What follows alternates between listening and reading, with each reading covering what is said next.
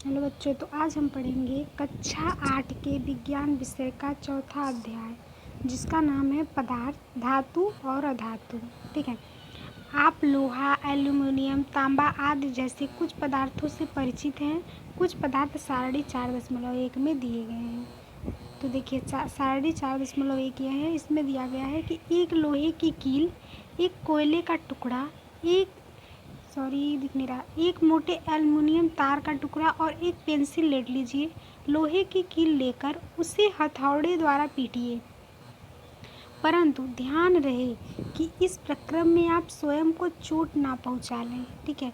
जो जोर से पीटने का प्रयास कीजिए। एल्युमिनियम के तार पर भी जोर से चोट करिए। इसी प्रकार का प्रक्रम कोयले के टुकड़े और पेंसिल लेड के साथ भी कीजिए। आपने परीक्षण को सारणी 4.2 में रिकॉर्ड कीजिए। आपने किया है तो लोहे का कील चपटा हुआ या टूट गया। आप जब इस परीक्षण को करेंगे तो उसमें जो आएगा आपको यहाँ पे नोट करना है। और कोयले का टुकड़ा बच गया या टूट गया या चपटा हो गया, उसको भी यहाँ पे नोट करना है। और एल्युमिनियम के तार और पेंसिल लेड को भी। ठीक है। तो क्या आप उन पदार्थों का नाम बता सकते हैं जो धातु हैं? आपसे यहाँ पे पूछा जा रहा है कि क्या आप उन पदार्थों का नाम बता सकते हो जो धातु हैं। सारणी 4.1 में शेष पदार्थ अधातु हैं। धातुओं का और अधातुओं के अंतर उनके भौतिक और रासायनिक गुणों के आधार पर किया जा सकता है। स्मरण करिए यानी याद करिए कि चमक और कठोरता भौतिक गुण हैं। धातुओं और अधातुओं के भौतिक गुण के बारे में हम देखेंगे कि क्या आपने लोहार को लोहे के टुकड़े अथवा लोहे से निर्मित वस्तु जैसे फावड़ा, बेलचा, कुल्हाड़ी आदि को पीटते हुए देखा है? क्या इन वस्तुओं को पीटने पर आप इनके आकार में कोई परिवर्तन पाते हैं? क्या कोयला के टूटने को पीटने पर भी वैसे ही परिवर्तन की अपेक्षा करते हैं? तो आपने देखा कि लोहे की कील और एल्युमिनियम के तार को पीटने पर उनके आकार में क्या हुआ? परिवर्तन हो गया। जैसे कि कोई लोहे का रॉड है, उसको यदि आप पीटोगे तो वो चपटा हो जाएगा। ठीक है। तो उसमें आपको देखना है कि उसका आकार में परिवर्तन हुआ कि नहीं। यदि उन्हें अधिक शक्ति से पीटा जाए तो उन्हें शीट पे परिवर्तन किया जा सकता है। यदि आप लोहे को अधिक शक्ति के द्वारा पीटेंगे तो वह एक शीट में परिवर्तित हो जाएगा। आप संभवतः मिठाइयों को सजाने के लिए उपयोग में लाए जाने वाले चांदी के वर्क से भी परिचित होंगे। आप एल्युमिनियम की पन्नी यानी जैसे कि कोई चीज़ हो गया तो उस पर हम पानी चढ़वाते हैं ना, तो वैसे ही उसको पन्नी बोलते हैं, द्वारा खाद्य सामग्री को लपेटने के उपयोग से भी अवश्य परिचित होंगे। धातुओं का गुण जिसके कारण उन्हें पीटकर शीट में परिवर्तित किया जा सकता है आघात वर्धनीयता कहलाता है। यहाँ पे एक क्वेश्चन है, उसका आंसर है कि धातुओं का वह गुण जिसके कारण उन्हें पीटकर एक शीट में परिवर्तित किया जा सकता है उसे आघात वर्धनीयता कहते हैं। ठीक है। यह धातुओं का अभिलाक्षणिक गुण है। जैसा आपने देखा होगा कि कोयले और पेंसिल लेड जैसे पदार्थ यह गुण प्रदर्शित नहीं करते। क्या हम इन्हें धातु कह सकते हैं? क्या आप बिना प्लास्टिक या लकड़ी के हत्थे वाले गर्म धातु के पात्र को स्वयं को बिना आघात पहुँचाए पकड़ सकते हैं? शायद नहीं। क्यों?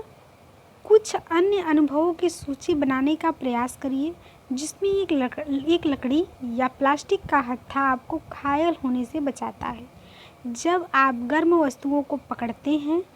इन अनुभवों के आधार पर आप लकड़ी और प्लास्टिक द्वारा ऊष्मा के चालन के विषय में क्या कह सकते हैं?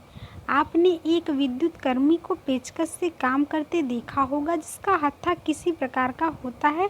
क्यों? आइए जानते हैं। देखिए, कोई भी विद्युत कर्मी है, यदि वह कोई लोहे की का पेचकस लेके काम करेगा, किसी भी लोहे की यदि वो पेचकस लिया रहेगा तो वह यदि जिस पदार्थ से विद्युत होकर जा रही है, इलेक्ट्रॉन का प्रवाह हो रहा है, यदि वह उसको पकड़ लेगा तो उसको करंट लगेगा। ठीक है।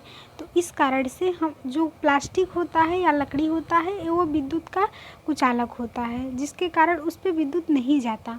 तो इस कारण से किसी भी पेचकस या भी कोई भी लोहे की सामग्री होती है जिसको विद्युत के लिए उपयोग किया जाता है, उसमें हत्था लगाया जाता है। ठीक है। तो याद करिए कि किसी वस्तु में विद्युत का प्रवाह होता है या नहीं, यह परीक्षण करने हेतु विद्युत परिपथ कैसे बनाया जाता है। कक्षा 7 में विभिन्न वस्तुओं के साथ यह क्रियाकलाप किया होगा।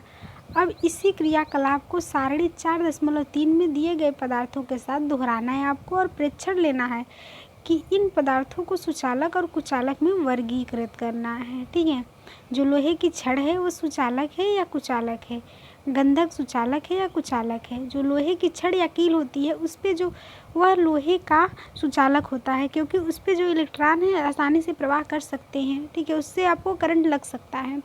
और गंधक, कोयला और तांबे का तार भी, उस पर भी करंट लग सकता है, लेकिन कोयला और गंधक में ऐसा नहीं होता। आपने पाया कि लोहे की छड़, कील और तांबे का तार सुचालक है, जबकि गंधक और कोयला जो है वो कुचालक है। वो अपने अनुभव स्मरण करने और फिर इस क्रियाकलाप का अर्थ यह दिखाना था कि धातु, ऊष्मा और विद्युत के सुचालक होते हैं। यह सब हमने कक्षा 7 में सीखा था।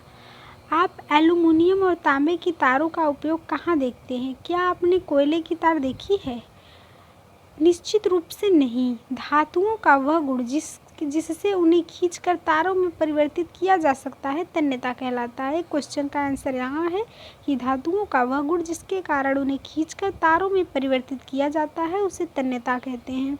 क्या आपने कभी लोहे की सीट प्लेट, धातु का सिक्का और एक कोयले का टुकड़ा फर्श पर गिराकर उनसे उत्पन्न ध्वनि के अंतर पर ध्यान दिया है? यदि नहीं तो अब आप प्रयास कर सकते हैं। अब देखेंगे अगले पार्ट में। इसके लिए यही पे थैंक यू।